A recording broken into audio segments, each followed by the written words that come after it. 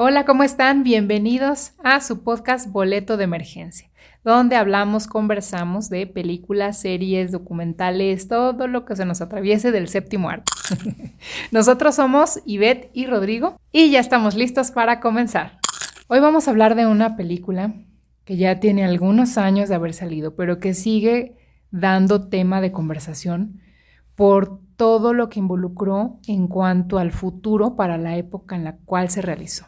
Y estamos hablando nada más y nada menos que de Blade Runner.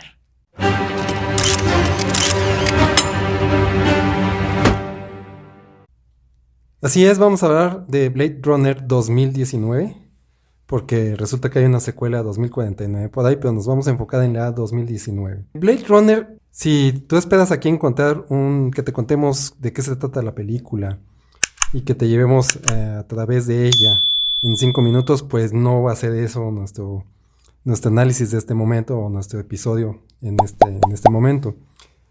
Más bien a mí me gustaría que te contáramos lo que nos pareció a nosotros la película, lo que nos parece a nosotros la película, y las vivencias que hemos tenido a través de ella. Por ejemplo, en mi caso, me gustaría contarles que esta película, es de 1982.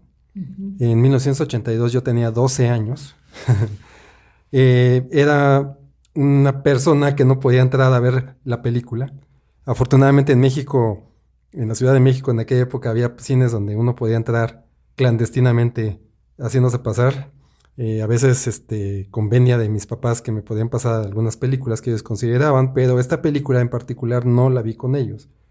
Esta película la fui a ver al cine con una gran expectativa, con una muy grande expectativa. Fuimos a verla con unos amigos que tenía y veníamos de ver Star Wars, de ver Star Trek, de ver mismo E.T., que de hecho compitió con E.T. en el mismo año. Uh-huh. Ese fue el año de la película de E.T., de Blade Runner, de algunas otras películas por ahí que tuvieron más éxito que Blade Runner en su momento. Y entramos al cine a verla.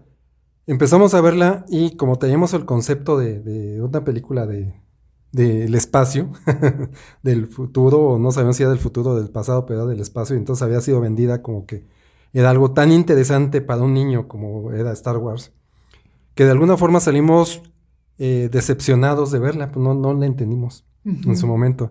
A mí siempre me ha gustado quedarme a ver las películas hasta el final, aunque no me estén gustando mucho, pero mis amigos decían, no, ¿cómo crees? Ya Eso no sirve, ya vámonos. Sí, claro. Y yo de necio y todavía me quedaba ahí en la puerta tratando de ver un poquito más. El chiste es que no la terminamos de ver, nos fuimos, no pasó nada. Y después, años después, la volví a ver. Ya teniendo yo creo que tendría unos 19, 20 años, por ahí así. Me acuerdo perfecto que la renté en un Videovisa que estaba ahí a media calle de mi casa. Y la vi con otros ojos, la entendí de otra forma. Sí. Me pareció una excelente película para mis 19, 20 años, pero aún así todavía no entendí muchas cosas.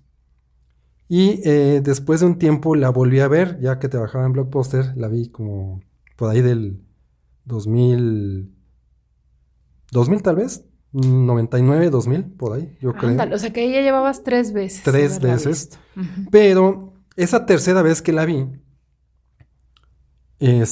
ya la entendí, ¿sí? De alguna forma ya me di más cuenta de la película, todo lo que significa o implica esa película.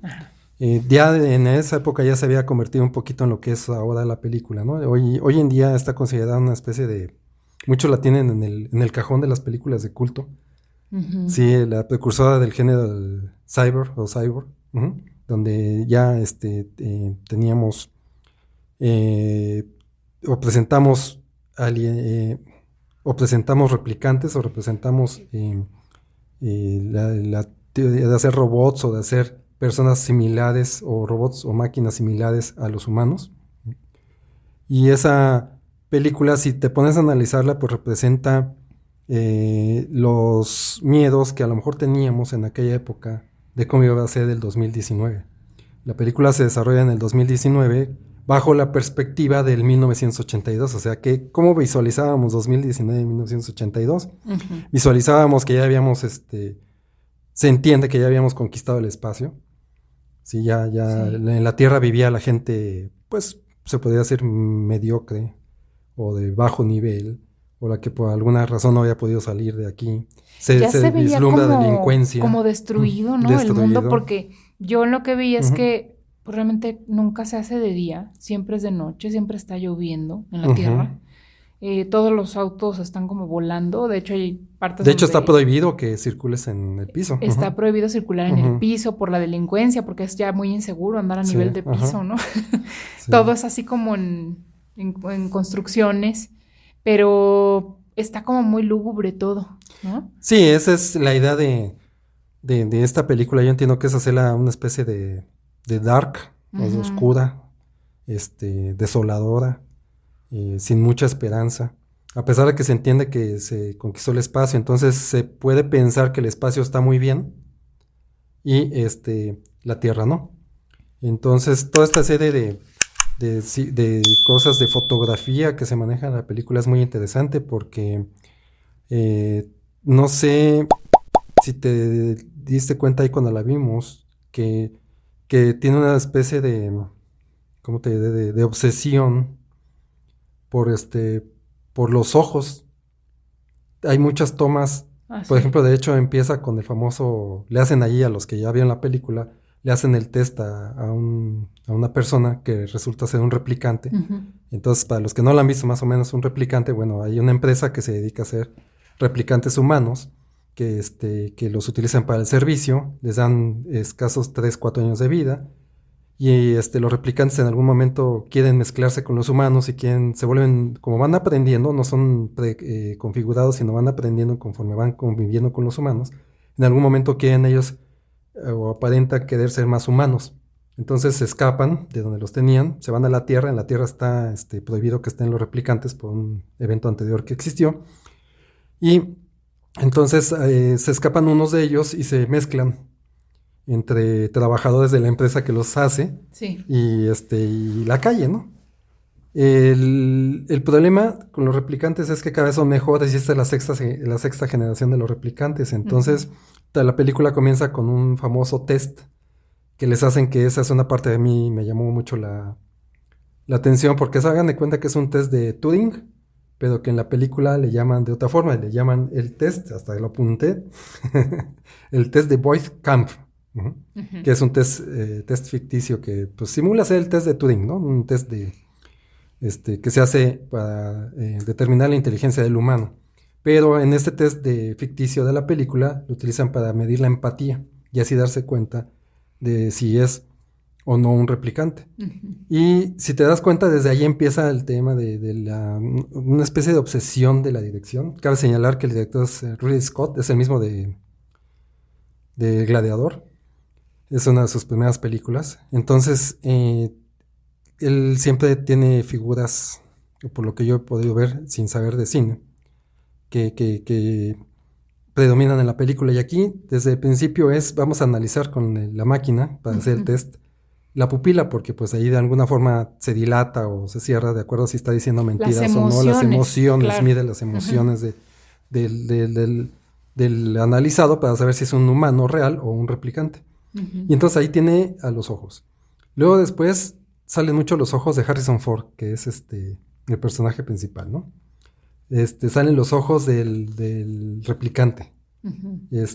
Cuando sucede el hecho de que le salva la vida, porque le salva la vida al replicante al personaje de Harrison Ford, se llama Deckard, Rick Deckard, ujú, le salva la vida, pues porque ya sabe que va a morir, pues la visión de la cámara es hacia los ojos, ¿no? Como que trae mucho eso. Y Sí. te fijas que la primera persona que van a investigar o que van a preguntar sobre su existencia o de cómo llegar hacia el creador de ellos, de los replicantes, es el creador de los ojos, ¿te acuerdas? Que Sí, dice, yo nada sí. más sé De ojos. yo nada más sé de tejidos, y hacer ojos, pero todo lo demás no tengo yo ni idea ni lo sé hacer, ¿no? Ujú.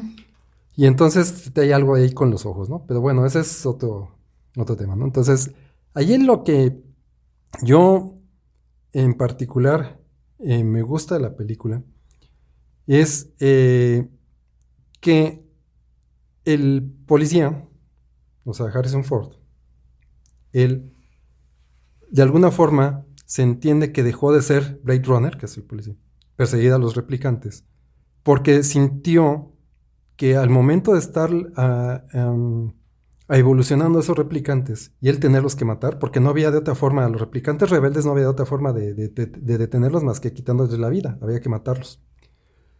Y él sentía que cuando ya mataba a un replicante, ya sentía que más allá de matar a una máquina o una creación humana, estaba matando ya a un ser humano. Ya le llegaba a afectar matar a un replicante. Entonces lo deja de hacer. Lo buscan porque se fugaron estos 6 replicantes. Uh-huh. Y casi lo obligan, porque él dice que no, pero como que no le queda de otra y lo tienen que hacer a fuerza. Entonces, pues el personaje de Harrison Ford es un personaje que está deprimido por la situación. O sea, está haciendo algo que no le gusta hacer, no está motivado, realmente ni tiene muchas ganas, simplemente es un trabajo que tiene que hacer, es algo que hay que hacerlo. Uh-huh. Cabe señalar que allí sale también Edward James Olmos, cuando yo creo que ni era famoso, sale de policía, que es el que va y viene ahí con el jefe de policía que le encarga todo esto. Y bueno, pues ahí lo principal es la desolación del personaje de Harrison Ford, que se llama Deckard.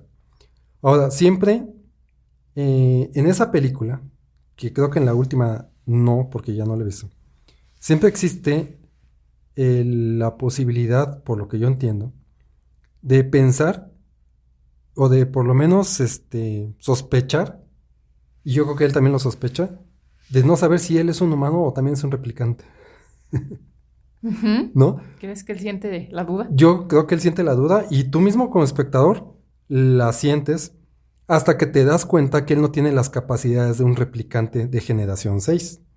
Pero qué tal que si es un replicante de generación 1 o 2, donde a lo mejor no tiene la misma fuerza, la misma habilidad, porque en la escena final donde tienen que brincar de un edificio o de una construcción a otra, Harrison Ford no llega, uh-huh. Se queda colgado, ¿no? Y el replicante de generación 6 sí llega y sí brinca.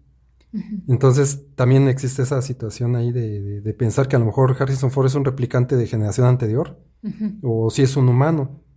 Yo creo que hasta él mismo podría tener cierta duda en la película. Que creo que en la segunda parte, en la de 2049, se devela un poquito eso y se da a entender de que no es un replicante, o sea, sí, uh-huh. Realmente era un humano. Uh-huh. Pero bueno, en la primera parte a mí me quedó esa sensación de pensar si sí era o no era, ¿no? Ese es tal vez un debate que ni existe propiamente, pero que yo tengo esa idea, ¿no? En esta película, por ejemplo, la vimos hace poquito, hace que se dan unos días, uh-huh. Y yo recordaba que la primera vez, o las primeras veces que las vi con una voz en off, es decir, con una narrativa, un narrador de por medio que es Harrison Ford. Uh-huh. Como que él, siendo parte de la película, del personaje, uh-huh. Estaba narrando lo que estaba sucediendo. Esa narración se la quitaron en esta versión que vimos. La narración ya, la película ya sin la narración. Cosa que ahora que la vimos, me resultó a mí mejor película por no tener la narración. ¿A poco? Como que siento que la narración estorbaba. Digo, necesitaría volver a ver la película con la narrativa ahí de Harrison Ford, como para decirte si sí realmente estorba o no, pero me pareció mucho más completo, más redonda, más interesante, más que te invita más a mientras está la película, estar pensando qué está sucediendo y no tienes esa distracción de la voz en off que te va contando la película. Parece ser, o yo quisiera pensar que en la película surgió en la primera versión alguna necesidad de alguien de poner esa narración, como la necesidad de contarla, porque sabían que no era fácil de entender, yo creo, uh-huh. De contarla. Y entonces se les hizo fácil ponerle a la voz de Deckard, el personaje de Harrison Ford, la responsabilidad de narrarla. Y yo creo que estorbaba, yo creo que parte del que no se entendiera esa narrativa, pero necesitaría volver a verla como para ver si sí es cierto eso que te estoy diciendo, o simplemente porque tengo más edad, he visto más cine, ahora me fue más fácil entenderle o me gustó más en esta forma, ¿no? ¿Tú qué viste de la película? ¿Qué impresión te dio? ¿Qué mensaje ves? Más allá de lo que al final les voy a platicar de la escena final donde habla el replicante con Harrison Ford antes de morir. Antes de eso, de todo eso, ¿qué te pareció? ¿Qué viste en ella? Pues a mí me pareció que para hacer un tema en el cual hablan de que la inteligencia artificial de alguna forma nos va a ganar la partida, ya ves que siempre ha sido como el miedo. Es que es parte de los miedos esa película, el miedo de que nos ganen. La inteligencia artificial pueda convertirse en algo todavía más poderoso que la inteligencia humana y nos den la vuelta y nos eliminen, que ha sido la premisa de muchas películas. Sí. Aquí yo sentí que no lo pusieron así, tan en ese plan, porque lo que buscaban estos replicantes, al final de cuentas, era vivir más. Era lo único que querían, era vivir más. Entonces andaban queriendo saltarse. O saber cuándo iban a morir. Querían saltarse las trancas y llegar al mero creador para decirle, oye, pues necesitamos que nos reconfigures, ¿no? Necesitamos vivir más. Porque se les hacía muy poquita la vida. Eran 4 años los que les daban de vida, si no mal recuerdo. Y lo que querían era más vida. Sí. Entonces, como que el mensaje, que al final de cuentas, y fíjate, la otra parte es donde, que lo uno yo también, a lo que te voy a decir es que el personaje Harrison Ford finalmente se enamora de un replicante. Y sabe que no tiene mucho tiempo de vida, pero lo asume como tal, y se enamora de un robot. Entonces, a ver, estamos hablando entonces de que los robots podrían, yo siento que todo lo que medio quiere develar la película en el fondo es que los robots podrían desarrollar sentimientos. Sí. Es como que todo el tiempo la película te está haciendo querer ver que eso puede ser posible, de que puedan desarrollar sentimientos. Se supone que no pueden y se supone que por eso les hacen esos exámenes y todo para poderlos detectar con las pupilas y demás, porque llega un punto en el que no desarrollan ningún tipo de emoción ante ciertas preguntas que les hacen donde cualquier otro podría estar desarrollando alguna emoción. Ellos no la desarrollan, por eso existe el test. No. Pero te queda la duda de que a lo mejor sí lo desarrollan, porque el simple hecho de querer más vida, pues ¿para qué la quieren, no? O sea, algo les debe de estar impulsando, algún sentimiento de que al final los humanos lo tenemos. Nosotros quisiéramos vivir eternamente, quisiéramos disfrutar más tiempo la vida, ¿no? Siempre se nos hace poco, porque queremos, porque sentimos que nos hace falta sentir más cosas, ¿no? Vivir más cosas, vivir la vida. Entonces, como que por ahí siento que va el mensaje, o sea, no es tanto en sí de que, nos van a eliminar los robots y eso, sino que realmente ellos vinieron con el creador para ver si podían tener más vida, y el hecho de que el personaje de Harrison Ford se enamorara de un robot es bastante importante dentro de la trama, así como que, wow, o sea, realmente... Hay sentimientos de por medio. Sí, claro. No, y van mejorando, porque lo que tú dices, aparte de los sentimientos y que él quiere vivir, porque lo principal es su necesidad de vivir, ¿no? Quieren encontrar al que los creó como para decirle, oye, reprográmame, porque hasta le dice reprográmame para vivir más. Y también dentro de esa necesidad de vivir más, también existía la necesidad de saber cuánto tiempo me queda. ¿Sí? Cuánto tiempo me queda de vida. Y el personaje que hace Son Young, que es la replicante de la que se enamora Deckard, Harrison Ford, es un replicante de generación 7, o sea, es todavía más avanzado. Y tan es más avanzado que muestra sentimientos antes de tiempo de los demás, porque era un prototipo, o sea, se entiende que era un replicante joven, ¿sí? Entonces, pues parte de lo que estaba tratando de hacer el creador de los replicantes era insertarle sentimientos.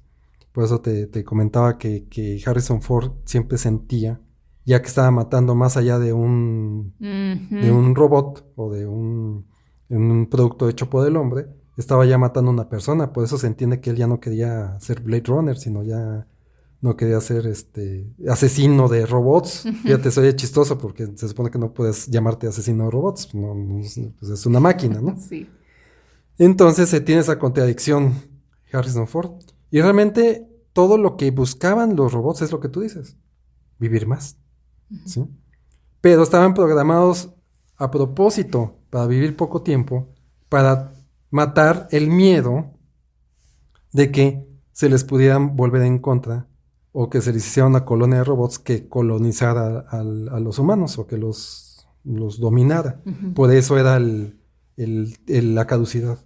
De decirles, no vas a vivir tanto tiempo porque a lo mejor en 4 años pues no alcanzas a tener tanto dominio sobre nosotros. Si alguno de ellos se nos vuelve loco o aprende cosas que no debe aprender, pues nada más van a ser 4 años o 2 años de andarlo persiguiendo y va a tener una fecha de caducidad. Pero sí, como tú dices muy bien, desarrollan los sentimientos. Y pues ese sentimiento se ve reflejado en la escena final, ¿no? Donde se da cuenta Bati que empieza a morir, porque se empieza como a morir en pedazos, porque empieza a fallarle un brazo, etc. Y bien podría haber matado a Deckard cuando no llega a brincar a la siguiente construcción, al siguiente edificio, lo rescata, lo salva. Y ahí empieza una especie de monólogo que no lo voy a leer textualmente, pero voy a decir más o menos lo que significa. Que al final es ¿cómo te diría? Que es un espejo de lo que los humanos pensamos. Los humanos somos cíclicos, ¿no? Los humanos como personas, los humanos como civilizaciones, los humanos como épocas, en donde todo es un ciclo de aprendizaje, casi de olvido. Por eso dicen es importante escribir o hacer un libro o pasar el conocimiento a los demás, porque si no volvemos a reaprender y a reaprender y a reaprender, y a pesar de todo eso lo seguimos haciendo. Y uno de los argumentos de Bati cuando ya va a morir es a palabras más, palabras menos, dice, yo he visto lo que los humanos no han visto. Yo he estado en X lugar que los humanos han estado, he visto esto que los humanos no han visto, y todo eso se va a perder como lágrimas en la lluvia. O sea, lo que él está diciendo, y pues, al final voy a morir. Lo que él está tratando de decir ahí es lo que los humanos pensamos. O sea, todo lo que yo he hecho, he construido, he visto, he vivido, se va a perder. Nadie lo va a recordar. Nadie va a saber todo ese aprendizaje, esa experiencia, esa situación. Él lo ve como que todo esto que hice y he pasado y he vivido en donde he andado, pues ahorita se va a diluir como lágrimas en la lluvia. Así que es una contradicción decir que es la parte más humana del robot o del replicante, ¿no? Porque es una conclusión muy humana. Y ahí es donde podemos concluir que realmente sí tuvieron el alcance de los sentimientos. Sí lograron tener hasta empatía porque lo salva de la muerte. Si hubiera sido una persona no empática, lo hubiera dejado morir, a pesar de que él se iba a morir. Y él decide salvarlo y rescatarlo, decirle lo que pensaba, o sea, realmente ponerse en la posición humilde del robot o de la persona, aceptando su propia muerte de alguna forma triste, de que pues no fue trascendental realmente nada de lo que hizo. Y muere, se acaba. Harrison Ford, como tú bien dices, encuentra el amor. Sí. Bueno, pues sabe que los replicantes sueltos los deben de matar. Entonces existe el miedo aquel de que su novia robot de la generación 7 la vayan a matar, la va a buscar, la encuentra, parece ser que está muerta, está viva al final. Pero pues el policía, que siempre se la pasaba haciendo figuritas o origamis, ve que allí donde ella está viviendo o resguardada, encuentra una figura y se entiende que le está dando esa oportunidad de que se vaya, ¿no? A lo mejor no de decirle nunca la vamos a buscar, pero sí ahorita tienes chance de irte con ella y ya posteriormente pues a ver si no ha llegado otro Blade Runner y la tiene que desaparecer, ¿no? Y ahí queda ahí queda abierta la película, ¿no? Bueno, pues sí, es una película así como medio dark, no sé. A mí me pareció. Yo nunca la había visto, ¿eh? Yo sí no la había visto. A mí, cuando salió, pues yo estaba muy chiquita y ya conforme van pasando el tiempo, ya ven que las películas se van quedando así como que, pues, ahí en el olvido, ¿no? Pasa la fecha de estreno y se quedan.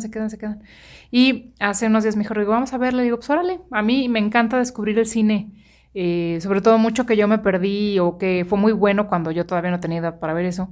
Y sí la veo ahorita con la perspectiva de ahorita y todo, digo, wow, o sea, sí es una... La forma de ver el futuro era como muy triste.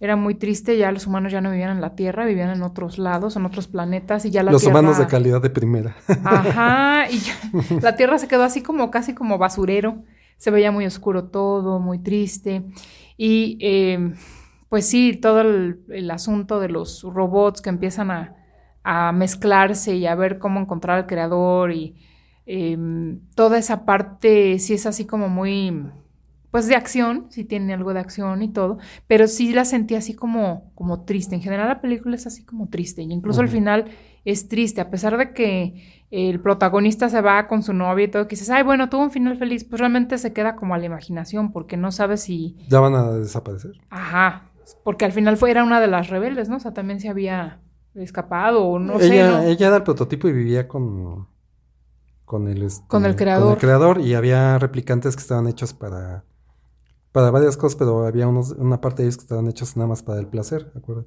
Entonces ella, yo creo que era de las que estaban hechas para el placer.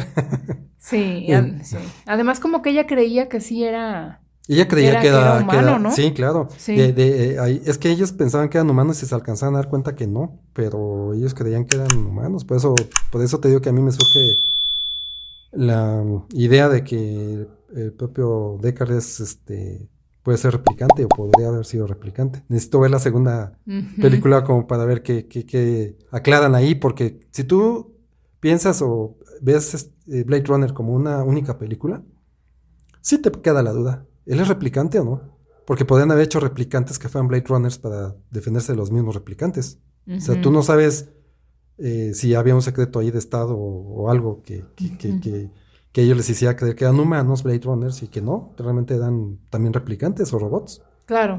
Entonces Sí, no queda sabes, claro. no queda claro. ¿Y de qué generación? O sea, siempre existe pues podría existir esa duda, ¿no? Sí. Incluso en él mismo. Ahora, lo que siempre comentamos nosotros es las películas viejas, antiguas, de años anteriores, a veces son juzgadas con la mentalidad moderna, la mentalidad actual. Y yo creo que un buen visor de cine tiene que transportarse, antes de ver la película antigua o vieja, a la época en la que fue hecha.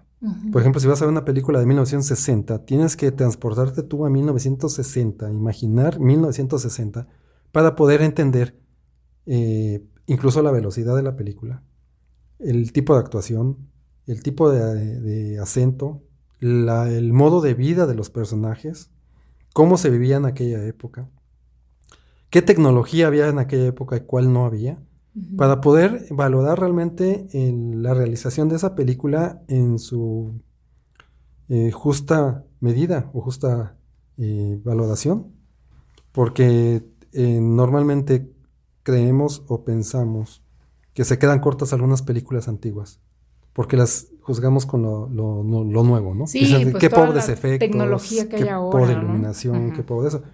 Y yo te diría que no quiero decir que hoy en día sea más fácil hacer una película, sino simplemente es diferente. Hoy en día, cuando haces una película o hacen una película, pues todas las necesidades de ambientación, pues muchas veces las solucionan con una computadora, ¿sí? Con la inteligencia artificial, ahora sí, ¿no? Con animación digitalizada. En aquella época, mucho tenía que hacerse con sets, mucho tenía que hacerse con fotografía. Entonces eran verdaderos cineastas de la fotografía, Sí. de la cámara, de la carpintería del set, del jugar con sobreposiciones de imágenes, varias cosas que no conocemos, no soy cineasta, pero que sí puedo imaginarme la dificultad de hacer ese tipo de películas en aquella época. ¿Sí? Esa es una película de 82 y ya existía algo de computación y de algo de cosas que se pueden hacer, pero hay películas todavía más viejas, 1960, 1965, 68, donde pues todo era cámara, todo era ambientación, todo era vestuario, todo era actuación. Claro. Entonces hay que saber ver las películas de acuerdo a la época en la que se hicieron. Es la magia del cine. Y antes sí hacían mucha magia. Ahora también hace mucha magia. Es que no hay que decir que no hay que hacerlo. Yo no estoy diciendo en ningún momento hay que regresar a como se hacían antes. No, está bien como se hacen ahora. Porque si no, no habría evolución. Y la evolución siempre es buena. Hoy en día hay películas impensables, ¿no? De que se pudieran realizar, ¿no? Es más, hay películas que ocasionaron que la tecnología del cine se inventara o creciera. La película de Cuarón, ¿cómo se llama? La del espacio. No recuerdo ahorita. Ay, híjole, no nos acordamos del nombre. Gravity. Esa película, Cuarón la tenía en mente y no había la tecnología suficiente para realizarla. Tuvo que esperar e impulsar incluso a personas a que le ayudaran con eso, porque lo que tenía él en mente era casi imposible de hacerlo. Y entonces, hay películas que han ayudado a que evolucione la tecnología del cine. Eso también es una valía muy, muy importante. Y por allá haber muchas otras que no me acuerdo, pero que no lo sé, y que han hecho que esto cambie de esa forma, ¿no? Entonces, amigos, los que no la han visto, cuando la vean, véanla en 1982, no en el 2024. Hay que hablarle al doc para que nos transporte. Así es, al doc. O al profesor Memelovsky. Sí, para que nos lleven su DeLorean, ¿no? Sí. Ya nos lleve directito, 1982. ¿Cómo se llamaba la máquina del tiempo de burbujas? La del profesor Memelovsky. Ay, no sé. Ay, ahí no recuerdo. Bueno, si saben, coméntenlo, por favor. Bueno, pues coméntenos qué les pareció Blade Runner, si ustedes la vieron en aquellos años, la vieron después, cuántas veces la han visto. Yo creo que a lo mejor es una película que aplica para decir, oye, ¿cuántas veces has visto Blade Runner? Porque hay películas que sí aplican para eso. Por ejemplo, Titanic es una de esas que... ¿Y tú cuántas veces la viste? Yo me acuerdo que desde que se estrenó nos preguntábamos todos, ¿cuántas veces has visto Titanic? Yo 2, y tú no, pues yo 4, no, yo 6. O sea, son películas que merecen la pena repetirlas. Oye, pero hay películas que merecen la pena. Ahorita que dijiste de Titanic, yo creo que es un muy buen ejemplo. Titanic la ves 5 o 6 veces, no porque no la hayas entendido, sino porque te gustó. O sea, quieres volver a disfrutar el barco o la historia de amor, depende de cada quien, ¿no? Por ejemplo, a mí me gusta ver el barco. Hay gente que le gusta ver la historia de amor, hay gente que le gusta sacar medidas de la puerta a ver si cabía. Sí, la maldita puerta. Ya que no cabía. Pero Blade Runner, digo, no dudo que hay gente que la cacha a la primera, ¿sí? Hay gente bien inteligente para eso. En mi caso, yo necesité 4 veces para entenderle. No fue una película que a la primera dije lo que te estoy diciendo ahorita, no, sí, el test y el replicante, y lo que dijo el replicante es muy humano, y los sentimientos. No, es una película que en mi caso me costó una vista a los 12 años, una vista a los 19, una vista a los casi 30, y una vista ahorita. ¿Te fijas? O sea, en mi caso, yo no estoy diciendo que no haya gente que sí, la primera, yo la caché a la primera, pues yo no. Sí. Entonces, pues, no sé, tú la viste por primera vez, ¿y qué te pareció? A lo mejor necesitas ver las otras 3 también. A lo mejor sí. No sé, o sea, yo sí la sentí así como, pues, medio triste. No es mi tipo de película así ideal fan, no. Yo soy de otro rubro. Bueno, incluso sí veo ciencia ficción, por ejemplo, las de Avatar y eso a mí me gustan. Pero esta, en especial, se me hizo... Pues sí está lenta, pero hay que entender que era la época en la que las películas no iban tan velozmente pues la historia avanzando. Eso lo entiendo, pero como que sí te deja mucho tiempo como con lo mismo, ¿no? Por ejemplo, cuando le están haciendo el examen al robot al inicio, se me hace así como que muy largo el examen, y pues entiendo, hay que captar que cuando ya no se le dilata la pupila o no sé, como que el ojo ya no está demostrando, ahí es donde lo cachan, ¿no? Lo interesante del examen, ahí, y por lo que es largo, es por las preguntas. Sí. Las preguntas, si tú analizas las preguntas, son difíciles hasta para un humano.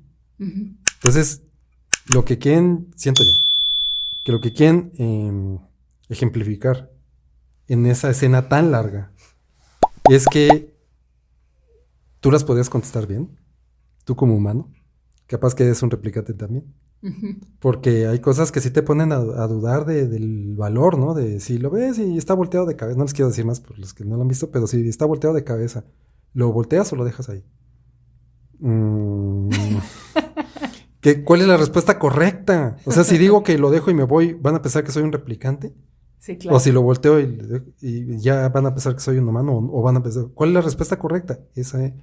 Yo entiendo que esas escenas están así, por las preguntas, porque hacen que tú también digas, ¿qué contestaría yo? Sí. Va por ahí, yo siento. Pero sí, es larga la escena.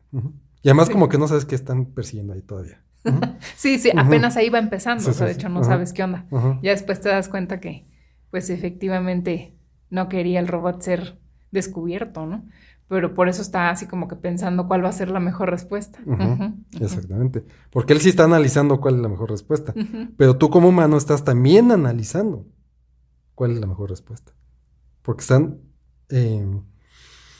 valorando tu empatía, no tu inteligencia. Como el test de Turing, ¿no? Que esto más esto es igual a esto. Ok, soy inteligente, ya, punto. Pero ¿cómo valoras la empatía? Pues sí. No, sí, tiene sus temas a discusión, ¿eh? La verdad es que sí. Sí se puede abrir una mesa de debate para ver qué es lo humano y lo no humano. Una mesa de ¿no? debate y guante. Ajá, sí.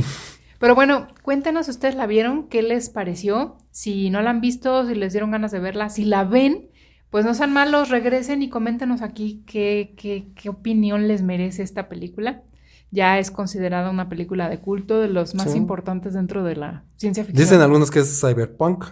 Yo no me atrevo a decir eso porque desconozco exactamente cuáles son los lineamientos de ese, pero es una película noir, o sea, oscura. Sí, muy oscura. Ajá, es cyberpunk, ciencia ficción.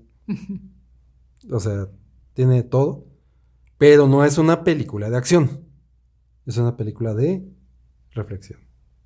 Sí, es cierto, totalmente. Es como medio filosófico el asunto, ¿eh? Así es. Ajá.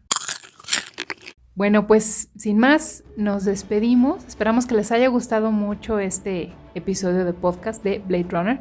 Déjenos sus comentarios, déjenos un poderoso like, compartan este video si les resultó interesante y por supuesto suscríbanse al canal. Acuérdense de activar la campanita para que les salgan todas las notificaciones. Ahora sí que les avise el YouTube cuando tengamos algo nuevo. Y no se pierdan de ninguno de nuestros episodios. Y no se olviden de ver Blade Runner, aunque no les guste. Aunque no les guste. Bueno, muchas gracias y nos vemos en el siguiente episodio.